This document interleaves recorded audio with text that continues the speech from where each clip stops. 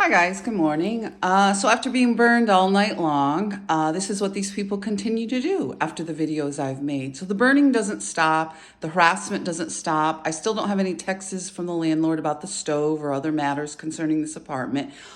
He was so worried about his bank transfer, but I still don't know when I'm going to receive my security back. And I'm still looking for another apartment because I did follow up and say, well, what my plans were. And I said, yeah, and you need to let me know what your plans are of giving me my security back. But anyway, today we're going to talk about pedophiles because these people continue.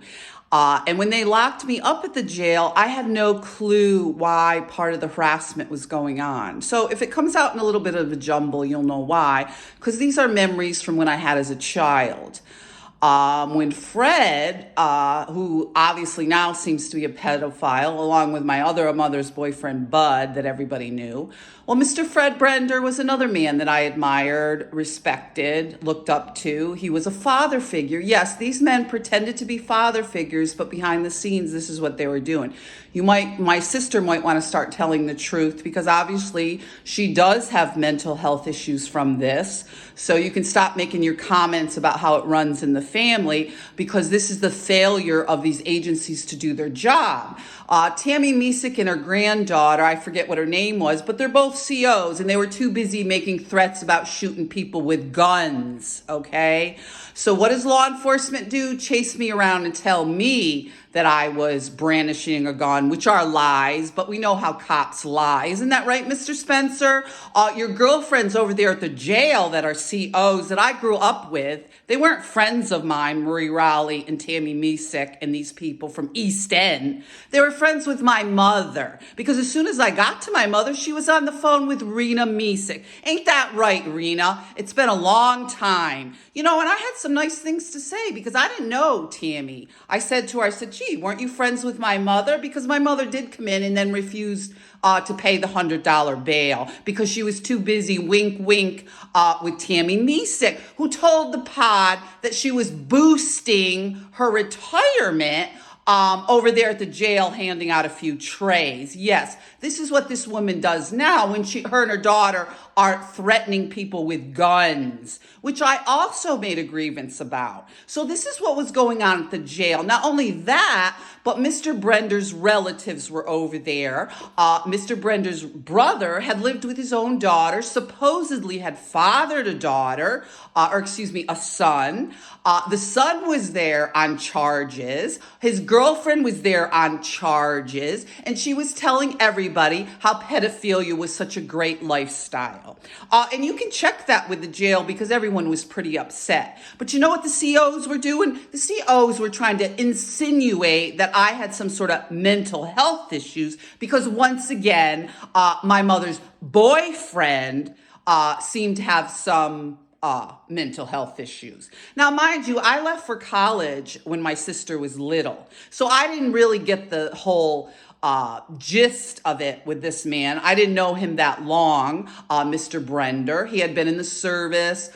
He had some issues like all her boyfriends. I suppose when you're strung out on drugs and you get into the crowd that my mother did, you are going to, be hanging around with these individuals like Rena Misek that have problems. Rena Misek was involved with his brother. I guess she had a few children by this man. And so they're very familiar with the family over there at the jail. So when these two weren't harassing me and trying to set it up that somehow I was a pedophile, they were threatening people with a gun.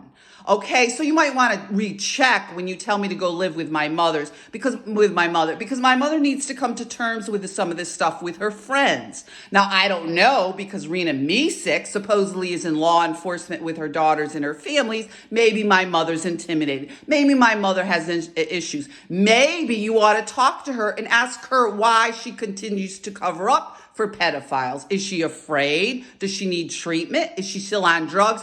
I don't know, because I hadn't seen her for 20 years. And when last time I talked to her about Mr. Fred Braender, she told me he had passed away. My sister, who was beside herself, screamed that he was taken off life support too quickly. Now, I went away to college, so I don't know the worst of it, but I do know that my ex-husband, the Vanoskis, and I can name a whole lot of people in Fort Johnson, the next door neighbors for Tucci's, Tambascos, the Flanagans. There was a whole lot of fucking people involved in Fort Johnson with these people that had a good old time knowing that Mr. Braender obviously had mental health issues. He had been in and out of children's home like his brother George and his brother Carl, and obviously they had issues. They hung around with all the mechanics, the Vogels, Fred's Auto, which the girl he was dating at the time went down to New Paltz, which she called it, and made a big and was harassing me. So this story goes round and round and round. And then they were all at McDonald's with Karin and her scumbag sister Debbie Baranello, after they already threatened to assault me over this stuff, continued to get me thrown out of McDonald's,